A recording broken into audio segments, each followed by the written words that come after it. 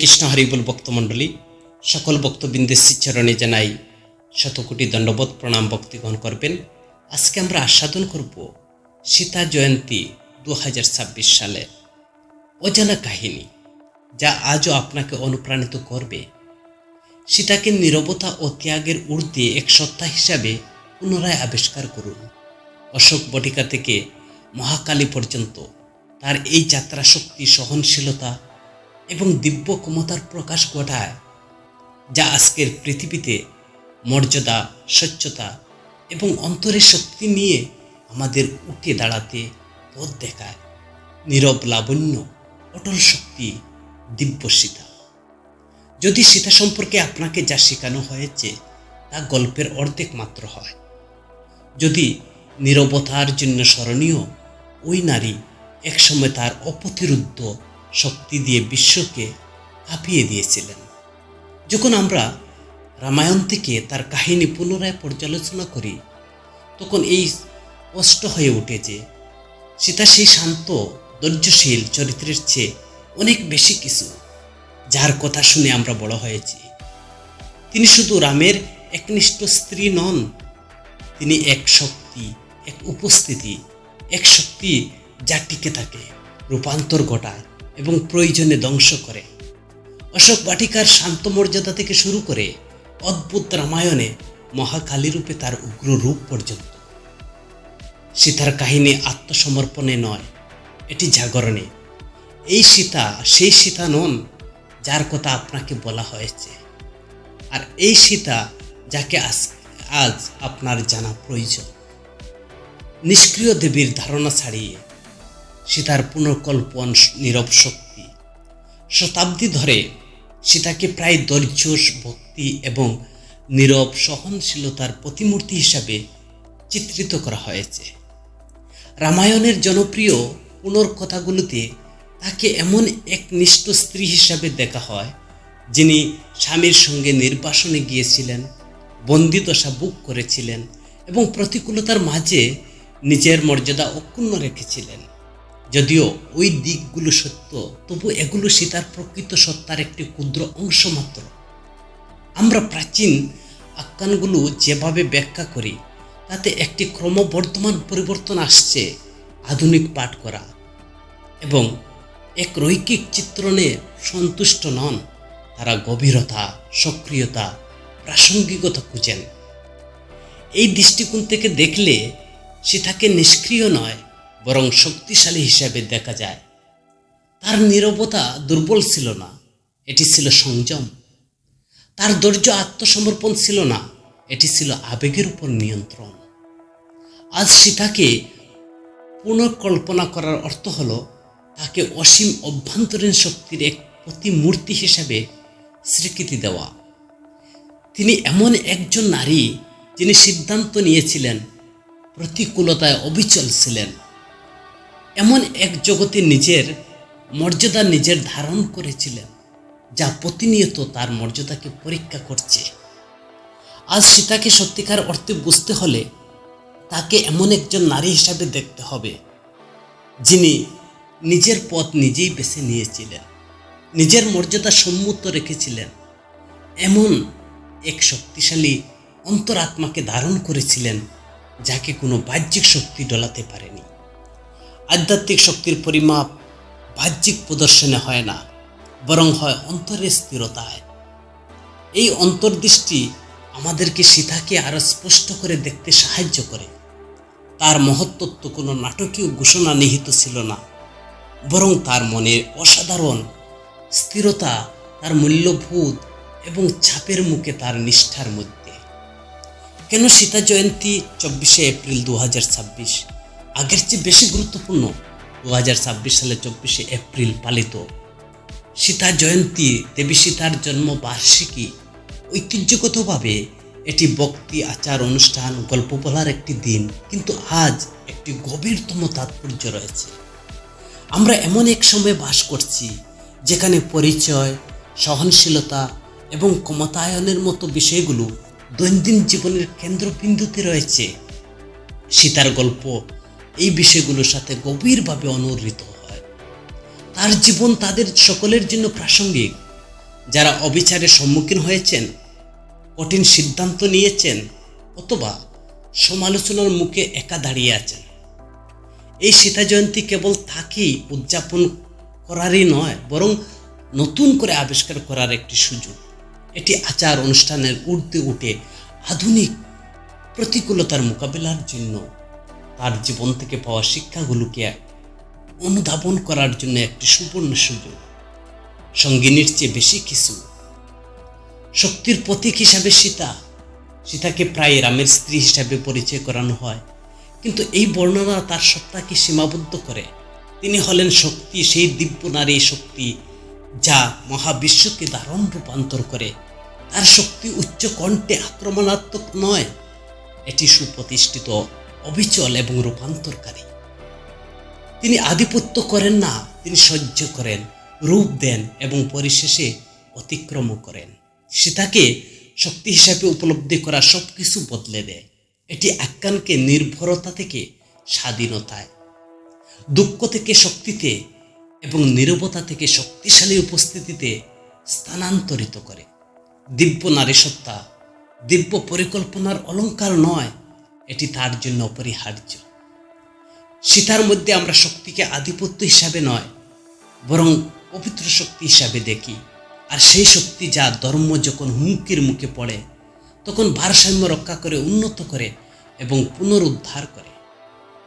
অকথিত কাহিনী, অলৌকিক উৎপত্তি, সোনালী সিন্ধুক, মাটির কর্ষিকা থেকে উদ্ভব এক দিব্য সূচনা যা পৃথিবীর হৃদয় থেকে জন্ম নিয়েছেন। সীতার জন্ম অন্য যে কোনো জন্মের চেয়ে আলাদা। মহাকাব্য অনুসারে রাজা জনক একটি ক্ষেত চাষ করার সময় তাকে খুঁজে পান। তিনি একটি সোনালী সিন্ধুক করে মাটি ফুঁড়ে আবির্ভূত হন, দীপ্তিময়ী এবং দিব্য রূপে। এই উৎপত্তি গভীর প্রতীকীয়। সীতা কোনো মানব গর্ভ থেকে জন্ম নেননি, তিনি স্বয়ং মাটি থেকে জন্মেছেন। তিনি উর্বরতা, পুষ্টি এবং প্রকৃতির পালনকারী শক্তির প্রতীক। মাটির সঙ্গে তার এই সংযোগ, তার এই সহনশীলতার ব্যাখ্যা দেয়। খরা, জলের ঋতুর সহ্য করা মাটির মতো। সীতা সহনশীলতা এবং নবায়নের মূর্ত প্রতীক। পৃথিবীর নীরব সেবা, সহনশীলতা, উদারতা শিকার, এই গুণগুলো সীতার জীবনে উদ্ভাসিত হয়। পৃথিবীর মতো তিনি তার অপরিহার্য প্রকৃতি না হারিয়ে উত্থান পত্তনের মধ্যে ধারণ করেন, লালন করেন এবং অবিচল থাকেন। শৈশবে বিস্ময়কর যে বালিকা শিবের ধনুক তুলেছিলেন, শক্তি কখনো শেখা ছিল না, তা সবসময় তার মধ্যেই ছিল।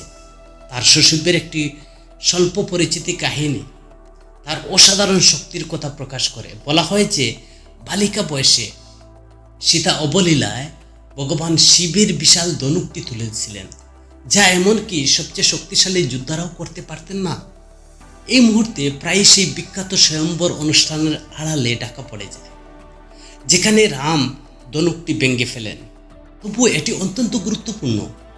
এটি দেখায় যে সীতা কখনো দুর্বল ছিলেন না। খুব অল্প বয়সে থেকেই তার মধ্যে ছিল অসীম শক্তি, আর তার শক্তি সবসময় জনসম্মুখে প্রদর্শিত হতো না, কিন্তু তা সর্বদা বিদ্যমান ছিল। পূর্বজন্মের অভিশাপ। সীতা কি রাবণের কন্যা ছিলেন? এই কাহিনী কিছু আঞ্চলিক সংস্করণের একটি আকর্ষণীয় সংযোগের ইঙ্গিত দেয়। তাদের দাবি সীতা পূর্বজন্মে রাবণের কন্যা ছিলেন। কোনো অভিশাপ বা দৈব হস্তক্ষেপের কারণে তিনি বিচ্ছিন্ন হয়ে পড়েন এবং পরে জনকের কন্যা হিসেবে পুনর্জন্ম লাভ করেন। যদি এই কাহিনীটি মূলধারার আখ্যানের অংশ নয়, এটি একটি কৌতূহল উদ্দীপক মাত্রা যোগ করে। এটি ইঙ্গিত দেয় যে লঙ্কায় তাদের সাক্ষাতের অনেক আগেই সীতার জীবন রাবণের ভাগ্যের সাথে ওতপ্রোতভাবে জড়িত ছিল। এই সংযোগ তাদের কাহিনীকে নিছক সংঘাত থেকে কর্ম ও ভাগ্যের এক মহাজাগতিক খেলায় রূপান্তরিত করে। বেদবতীর প্রতিজ্ঞা। সীতার আবির্ভাবের আধ্যাত্মিক সংযোগ আরেকটি শক্তিশালী কিংবদন্তি বেদবতীর কথা বলা হয়েছে, যিনি ছিলেন এক ভক্তিমতী নারী এবং ভগবান বিষ্ণুকে বিবাহ করার জন্য কঠোর তপস্যা করেছিলেন। রাবণ তার প্রতি অত্যাচার করার চেষ্টা করলেন। তিনি আত্মাহুতি দেন এবং ফিরে এসে রাবণের পতনের কারণ হওয়ার প্রতিজ্ঞা করেন। বিশ্বাস করা হয় যে সীতা হলেন বেদবতীর পুনর্জন্ম। এটি তার কাহিনীকে একটি গভীরতর উদ্দেশ্য প্রদান করে। তার জীবন কেবল ব্যক্তিগত সংগ্রামের বিষয় ছিল না, এটি ছিল ভারসাম্য, ন্যায় বিচার পুনঃপ্রতিষ্ঠার এক বৃহত্তম দিব্য পরিকল্পনার অংশ। দিব্য অবতারগণ প্রায়ই দৃশ্যমান বিষয়ের বাইরে একাধিক উদ্দেশ্য সাধন করেন। সুতরাং সীতার যাত্রা কেবল ব্যক্তিগত ছিল না, বরং তার ছিল মহাজাগতিক ক্ষমতা ও দৃঢ়তার গল্প। মিথিলার রাজসভায় নারী বিদ্বেষকে যখন সীতা চ্যালেঞ্জ করেছিলেন, অন্যের মুখে সীতা চুপ ছিলেন না। কিছু কিছু বর্ণনায় তিনি মিথিলার রাজসভায় আলোচনার সময় নারীদের উপর চাপানো প্রত্যাশাগুলো প্রশ্নবিদ্ধ করেন। তিনি এই ধারণাকে চ্যালেঞ্জ করেন যে একজন নারীর মূল্য শুধু মাত্র বিবাহের সাথে জড়িত। এই দৃষ্টিভঙ্গি আজও বৈপ্লবিক। এটি দেখায় যে সীতা সামাজিক রীতিনীতি সম্পর্কে সচেতন ছিলেন এবং সেগুলো প্রশ্ন করতে ভয় পেতেন না। সীতা ছিলেন বুদ্ধিদীপ্ত সিদ্ধান্তকারী।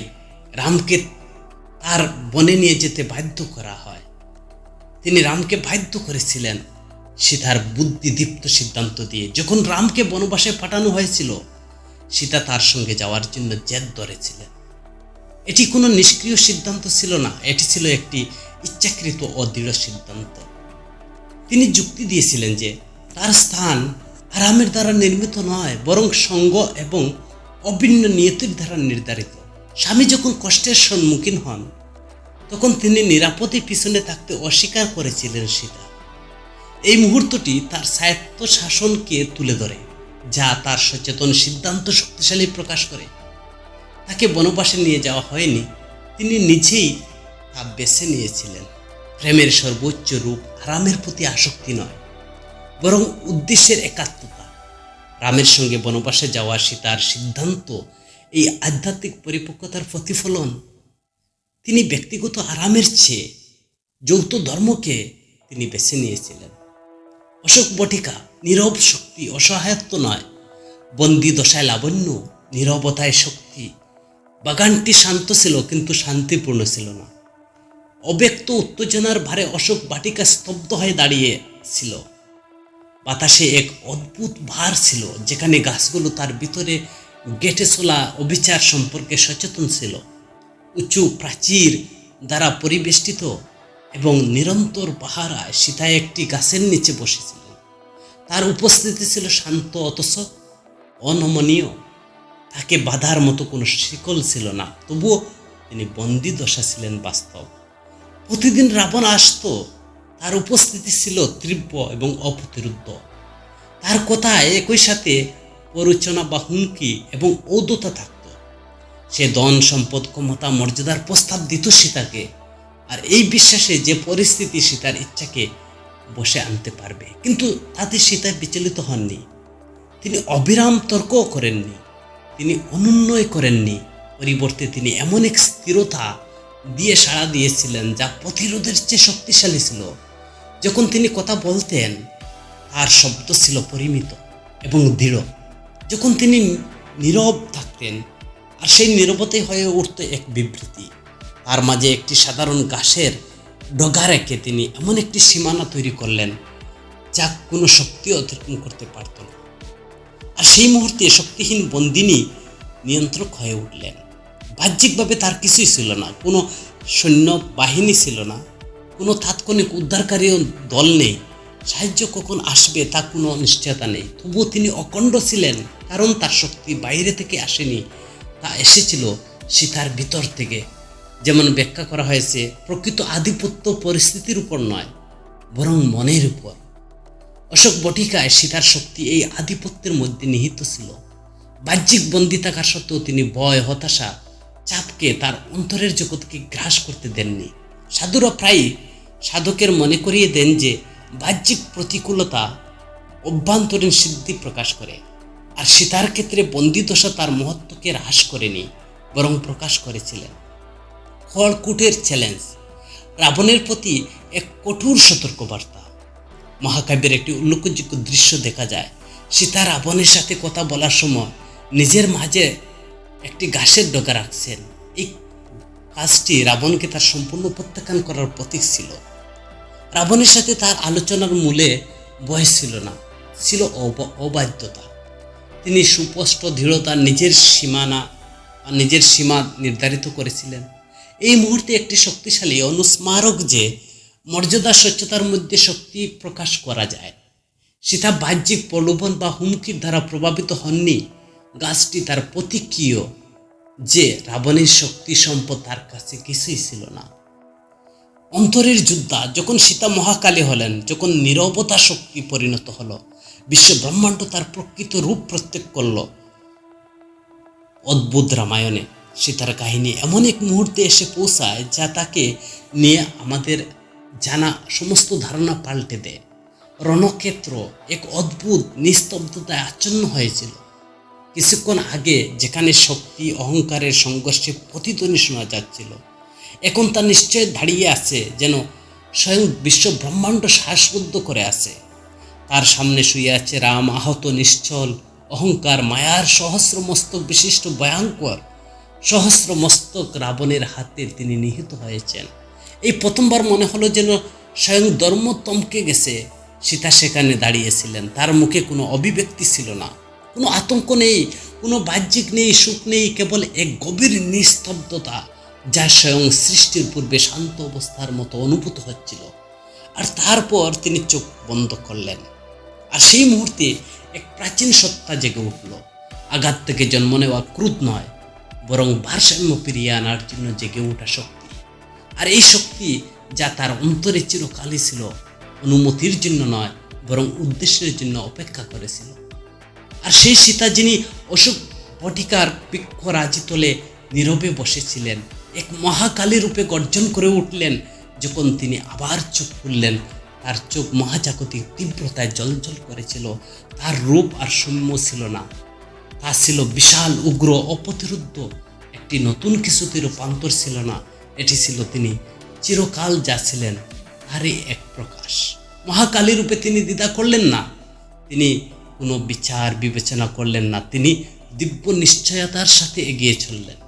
সহস্র রাবণ কেবল একজন অসুর ছিলেন না, তার হাজার মাথা অহংকার, মোহ, গর্ব এবং লাগামহীন শক্তির অগণিত রূপের প্রতীক ছিল, যা সত্যকে বিকৃত করেছিল। এবং একে একে সেই মোহগুলো ভেঙে পড়তে শুরু করল। প্রতিটি আঘাতে কেবল ধ্বংস ছিল না, এটি ছিল এক শুদ্ধিকরণ, ভারসাম্যের বিরুদ্ধে দাঁড়ানো, সমস্ত কিছু অপসারণ। যুদ্ধটি আরও দুটো সত্তার মধ্যে ছিল না, বরং তা হয়ে উঠেছিল বিশৃঙ্খলা, মহাজাগতিক শৃঙ্খলার মধ্যে। আর সেই মুহূর্তে সীতা বিজয়ের জন্য লড়েছিলেন না, তিনি স্বয়ং মহাবিশ্বের সামঞ্জস্য ফিরে আনেছিলেন। যখন শেষ মাথাটি পতিত হলো, নীরবতা ফিরে এলো, কিন্তু তাও ভারাক্রান্ত ছিল না, তা ছিল পূর্ণ। এটাই ছিল সেই সন্ধিক্ষণ।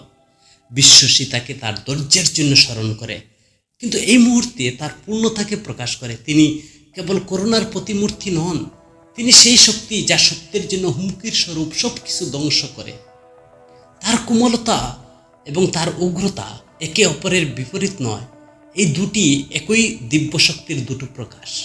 সম্ভবত এটাই সর্বশ্রেষ্ঠ শিক্ষা। প্রকৃত শক্তি কোমলতা, শক্তির মধ্যে এটি বেছে নেওয়ার মধ্যে নিহিত নয়, বরং প্রজ্ঞার সাথে উভয়ের মধ্যে ভারসাম্য রক্ষা করার মধ্যে নিহিত।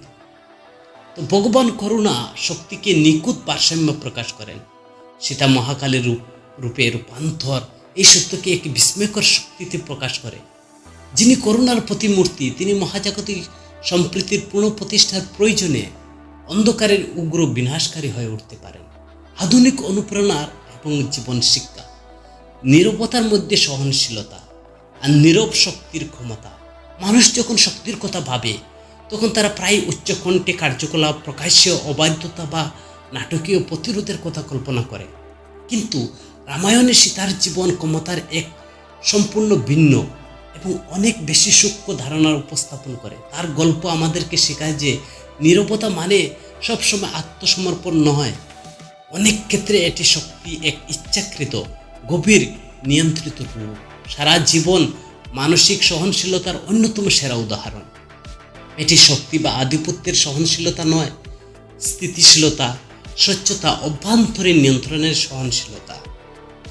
তিনি কতি নির্বাসন, অপহরণ, বিচ্ছিন্নতার সম্মুখীন হয়েছিলেন, তবুও নিজেকে হারাননি। এই পার্থক্যটি গুরুত্বপূর্ণ। অনেকে প্রতিকূলতার মধ্যে বেঁচে যান, কিন্তু এর মধ্যে দিয়ে সবাই তার পরিচয়, মর্যাদা, উদ্দেশ্য বোধ ধরে রাখতে পারে না। সীতা পেরেছিলেন যে একটি বিক্ষুব্ধ মন বিচার বুদ্ধিকে দুর্বল করে, আর একটি প্রশিক্ষিত মন শক্তির উৎস হয়ে ওঠে। সীতার সহনশীলতা এই অভ্যন্তরীণ শৃঙ্খলা থেকে এসেছিল, আর সেই যন্ত্রণাকে তিনি নিজের পরিচয় হতে দেননি, কারণ তার চেতনা সত্য প্রতীত ছিল। আবেগীয় দৃঢ়তা অবশ্যতা নয়। সীতার নীরবতাকে নিষ্ক্রিয় সম্মতি হিসাবে ভুল ব্যাখ্যা করা সহজ, কিন্তু গভীরভাবে দেখলে শক্তিশালী কিছু প্রকাশ পায়। তিনি নীরব ছিলেন না কারণ তার কণ্ঠ ছিল না, তিনি নীরব ছিলেন কারণ তিনি নিজে বেছে নিয়েছিলেন কখন কিভাবে তা ব্যবহার করবেন। আবেগী দৃঢ়তার অর্থ হলো অভ্যন্তরীণভাবে ব্যঙ্গে না পড়া, প্রতিকূলতা সহ্য করার ক্ষমতা থাকা। এর অর্থ হলো কষ্ট অনুভব করা, কিন্তু তার দ্বারা সংজ্ঞায়িত না হওয়া। এর অর্থ হলো বিশৃঙ্খলার পরিস্থিতিতে স্বচ্ছতা বজায় রাখা। সীতার এই সব কিছুর মূর্ত প্রতীক। তিনি আবেগতাড়িতভাবে প্রতিক্রিয়া করেননি, তিনি রাগ বা ভয়কে তার কাজ নিয়ন্ত্রণ করতে দেননি। পরিবর্তে তিনি সচেতন এবং নিয়ন্ত্রণের সাথে প্রতিক্রিয়া করেছিলেন। এটি দুর্বলতা নয়, এটি নিজের আবেগের উপর কর্তৃত্ব। আজকের বিশ্বে যেখানে দ্রুত প্রতিক্রিয়া করাকে প্রায় উৎসাহিত করা হয়, সীতার উদাহরণ আমাদের মনে করিয়ে দেয় যে সংযমের মধ্যে শক্তি থাকতে পারে। অবিলম্বে প্রতিক্রিয়া না করার সিদ্ধান্ত, নাটকীয় পরিবর্তে মর্যাদা বেছে নেওয়া, আবেগের বিস্ফোরণের পরিবর্তে আত্মনিয়ন্ত্রণকে বেছে নেওয়া, এসব শক্তির রূপ। মহাজনদের মতে জনসমর্থন থেকে ধার করা মূল্যের চেয়ে আত্মার প্রতীত আত্মমর্যাদা অনেক বেশি আপনার স্থিতিশীল। সীতার এই প্রজ্ঞা অনুসারে জীবনযাপন করতেন। তিনি নিজের পবিত্রতা জানতেন, প্রশংসার উপর নির্ভর করেননি, কিংবা নিজের মূল্য জানতে স্বীকৃতির উপর তিনি নির্ভর করেননি। ব্যঙ্গে না পড়ার অপেক্ষা করার শক্তি। মানসিক দৃঢ়তার আরেকটি দিক হলো আশা না হারিয়ে অপেক্ষা করার ক্ষমতা। অপেক্ষা করা সবচেয়ে কঠিন অভিজ্ঞতাগুলোর মধ্যে একটি হতে পারে, বিশেষ করে যখন ফলাফল অনিশ্চিত থাকে। সীতা যখন অশোক বটিকার নিষ্ক্রিয়ভাবে নয় বরং সচেতন শক্তির সাথে অপেক্ষা করেছিলেন, তার অপেক্ষা ওই অর্থে সক্রিয় ছিল যে তিনি মানসিক আবেগগতভাবে স্থির ছিলেন। তিনি হতাশাকে গ্রাস করতে দেননি। এই ধরনের ধৈর্য বিরল। এই জন্য শুধু অন্যের উপর নয়, নিজের উপর আস্থার প্রয়োজন। ধৈর্য শক্তি, নীরব শক্তির দ্বারা সংকট মোকাবিলা করা। আজকের এই দ্রুতগতির পৃথিবীতে ধৈর্য প্রায় দুর্বলতা বলে ভুল করা হয়। সীতার জীবনের বিপরীতে শিক্ষা দেয়। নির্বাসন বন্দী দশার সময় তার শান্ত অবিচল থাকার ক্ষমতা দেখায়। ধৈর্য এক প্রকার শক্তি। এটি স্বচ্ছতা, সহনশীলতা এবং বিচক্ষণ কর্মের সুযোগ বেছে দেয়। অটল সততা প্রতিকূলতাকে আধ্যাত্মিক শক্তিতে রূপান্তর। সীতা প্রচণ্ড পরীক্ষার সম্মুখীন হয়েছিলেন, তবুও তিনি মূল্যবোধের সাথে কখনো আপোষ করেননি। চরম চাপের মধ্যে তার সততাকে তিনি অটুট রেখেছিলেন। আধুনিক জীবনে যেখানে আপোষ করাকে প্রায় প্রয়োজনীয় বলে মনে করা হয়, সেখানে তার উদাহরণটি বিশেষভাবে উল্লেখযোগ্য। সততা মানে নিখুঁত হওয়া নয়, এর অর্থ হলো মূল্যবোধে অবিচল থাকা। ক্ষমা শক্তির স্বরূপ, বিশ্বাসঘাতকতা ও নেতিবাচকের ঊর্ধ্বে ওঠা। সীতার গল্প ক্ষমার শক্তিকে প্রতিফলিত করে। তিনি তিক্ততাকে তাকে গ্রাস করতে দেননি, পরিবর্তে তিনি নেতিবাচকের ঊর্ধ্বে উঠেছেন। তার ক্ষেত্রে ক্ষমা মানে ভুলে যাওয়া নয়, এর অর্থ হলো ক্রোধে বোঝা থেকে নিজেকে মুক্ত করা। এক মায়ের আদর্শ দৃষ্টান্ত। নির্জনে লবকুশের লালন পালন করেছিলেন। ভগবান রাম থেকে বিচ্ছিন্ন হওয়ার পর সীতা তার পুত্র লবকুশের বনে লালন পালন তিনি করেছিলেন। তিনি তাদেরকে প্রজ্ঞা, শক্তি, মূল্যবোধ দিয়ে গড়েছিলেন। একক মা হিসেবে তার ভূমিকা অত্যন্ত অনুপ্রেরণাদায়ক। তিনি দেখিয়েছেন যে দায়িত্ব, সহনশীলতা এবং নিঃস্বার্থ ভালোবাসার মধ্যে নিহিত থাকে। সীতার চূড়ান্ত সিদ্ধান্ত, নিজের শর্তে পৃথিবীতে প্রত্যাবর্তন। তিনি পৃথিবী থেকে এসেছিলেন এবং অটুট মর্যাদা নিয়ে ফিরে গেলেন। সম্ভবত সীতার কাহিনীর সবচেয়ে শক্তিশালী মুহূর্তটি হলো সীতার চূড়ান্ত সিদ্ধান্ত। যখন তার পবিত্রতা নিয়ে আবার প্রশ্ন তোলা হয়, তিনি তার মা পৃথিবীতে ফিরে যাওয়ার সিদ্ধান্ত নেন। এটি কোনো পরাজয়ের কথা নয়, এটা পরাজয়ের কাজও নয়, এটি মর্যাদা এক ঘোষণা। যে জগৎ তাকে সন্দেহ করে, যে পৃথিবী তাকে সন্দেহ করে, তার কাছ থেকে তিনি নিজেকে বারবার প্রমাণ করতে অস্বীকার করেন। তার এই প্রস্থানটি একটি ঘোষণা। এটি বলে দেয় যে আত্মসম্মান আপোষহীন, সত্য প্রতীত মর্যাদার স্বীকৃতির জন্য ভিক্ষা করে না, এটি স্বয়ংসম্পূর্ণ। সীতা পৃথিবীতে প্রত্যাবর্তন আর সেই আধ্যাত্মিক আত্মসম্মানকে প্রতিফলিত করে তিনি পরাজিত হয়ে চলে যাননি। তিনি চলে গিয়েছিলেন তার কারণ সত্যের আর জগতের অনুমতির প্রয়োজন ছিল না। আধুনিক কালে এর ভাবনা কি? আজকের দিনে সীতার শক্তির প্রয়োগ আমরা কিভাবে করব? সীতার গল্প কোনো সুদূর অতীতের পৌরাণিক কাহিনী নয়, এটি মানুষের প্রতিদিনের সংগ্রামের প্রতিচ্ছবি। গভীরভাবে দেখলে তার জীবনযাত্রা আধুনিক জীবনে সবচেয়ে সাধারণ কিছু সংগ্রামের জন্য পথ নির্দেশনা দেয়। কর্মক্ষেত্রে নিজের অশোক বটিকার স্থান হওয়া। এই মুহূর্তে আসেন যখন আমরা কাজের পরিবেশকে বিচ্ছিন্ন, প্রচণ্ড চাপে, এমনকি অন্যায্য বলে মনে হয়, ডেডলাইনে জমতে থাকে, প্রত্যাশা বাড়ে, পরিশ্রমের স্বীকৃতির সবসময় নাও মিলতে পারে। এটাকে আপনার অশোক বটিকা। সীতার অশোক বটিকা কোথায় ছিল? শ্রীলঙ্কায়, লঙ্কায় গিয়েছিল। আর আমাদের অশোক বটিকা হচ্ছে আমাদের কর্মস্থান, যেখানের মধ্যে চাপ রয়েছে। এই মুহূর্তে কাজের পরিবেশকে বিচ্ছিন্ন, প্রচণ্ড চাপ, অন্যায্য বলে মনে হচ্ছে, ডেডলাইনে জমতে থাকা, প্রত্যাশা বাড়তে আসে। এটাই হচ্ছে আমাদের জন্য অশোক বটিকা। সীতা যেমন স্বচ্ছতা না হারিয়ে স্থির হয়ে বসেছিলেন, তেমনি আপনার পরিচয় আপনার চারপাশে বিশৃঙ্খলার দ্বারা নির্ধারিত হয় না। আপনি হয়তো সব পরিস্থিতি নিয়ন্ত্রণ করতে পারবেন না, কিন্তু আপনি আপনার প্রতিক্রিয়া নিয়ন্ত্রণ করতে পারেন। শান্ত, স্থির এবং নিজের মূল্যবোধ অবিচল থাকা এক ধরনের শক্তি, যাকে কোনো বাহ্যিক চাপ ডলাতে পারে না। বিষাক্ত সম্পর্ক, সীতার মতো সীমানা নির্ধারণ, সব চ্যালেঞ্জকে বাহ্যিক নয়, কখনো কখনো এটি এমন মানুষ রূপে আসে যারা কার সাহায্য করে, চাপ সৃষ্টি করে, সীমা অতিক্রম করার চেষ্টা করে।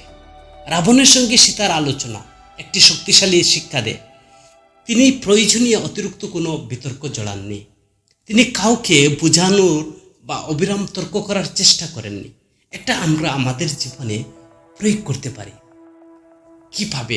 যদি আমার শত্রুপক্ষ আসে, তার সাথে আমার অতিরিক্ত তর্ক বিতর্ক করার কোনো প্রয়োজন নেই, যা সীতা করেছিলেন। তর্ক করার চেষ্টাই করেননি, তিনি কেবল নিজের অবস্থানে অটল ছিলেন। আমরা সেটাই ব্যবহার করতে পারি, আমাদের জীবনে প্রয়োগ করতে পারি।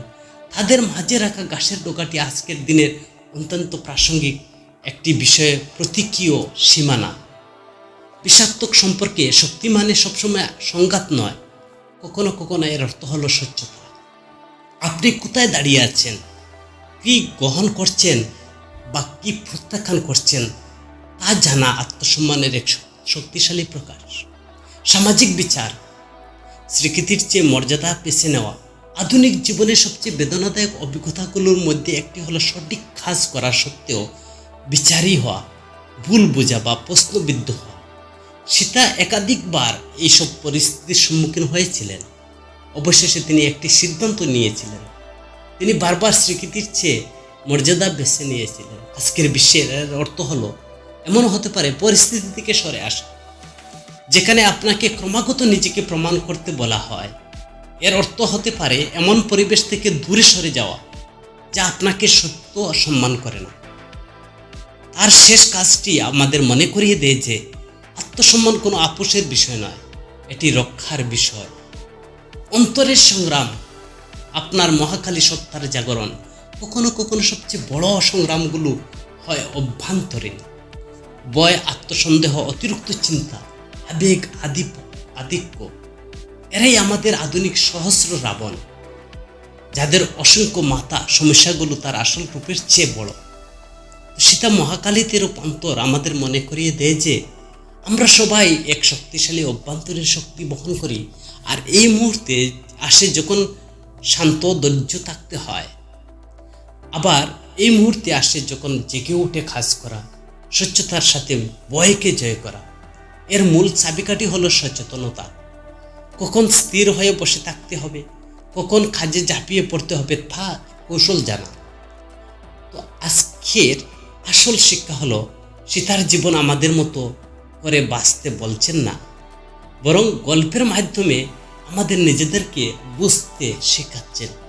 আপনার অশোক বটিকা হয়তো ভিন্ন হতে পারে, সীতার মতো আপনার অশোক বটিকা নেই। আপনার রাবণ হয়তো অন্য রূপে আপনার পাশে আসতে পারে, সেই রাবণ আপনার কাছে, সীতার রাবণ আপনার কাছে নেই। আপনার যুদ্ধক্ষেত্র হয়তো অন্য পজিশনে হতে পারে, অন্তরের গভীরে, কিন্তু আপনার যে শক্তির প্রয়োজন তা কিন্তু একই। প্রয়োজনে শান্ত, প্রয়োজনে আপনাকে উগ্র হতে হবে এবং সর্বদা আপনার প্রকৃত সত্তার গভীরে প্রতীত। আজ সীতা কি করতেন? প্রশ্ন জাগে। বন্দি দশায় লাবণ্য, নীরবতার শক্তি, তার কাহিনী শেষ করার আগে এক মুহূর্তের জন্য অন্তরে দৃষ্টিপাত করা প্রয়োজন। সীতার জীবনযাত্রা শুধু প্রশংসার বিষয় নয়, এটি বাবার মতো একটি বিষয়। তার জীবন এমন কিছু প্রশ্ন তুলে যা আজও গভীরভাবে প্রাসঙ্গিক। আমাদের পরীক্ষা করার প্রয়োজন, বরং আমাদের জাগিয়ে তোলার প্রয়োজন। অন্যায়ের সম্মুখীন হলে আমরা কি আবেগ বশে প্রতিক্রিয়া দেখাই, নাকি স্বচ্ছতা শক্তির সাথে সাড়া দিই? যখন জগৎ আমাদের প্রশ্ন করে, আমরা কি ক্রমাগত স্বীকৃত খুঁজি, নাকি সীতার মতো নিজের সত্য অটল থাকি? কঠিন মুহূর্তে আমরা কি ভয় সন্দেহ নিজেদের হারিয়ে ফেলি, নাকি কেউ না কেউ দেখলে নিজের ভিতরে স্থিরতাকে আঁকড়ে ধরি? এবং সম্ভবত সবচেয়ে গুরুত্বপূর্ণ প্রশ্নটি হলো, আমরা কি জানি কখন শান্ত স্থির থাকতে হবে, কখন সাহসের সাথে জেগে উঠে পদক্ষেপ নিতে হবে?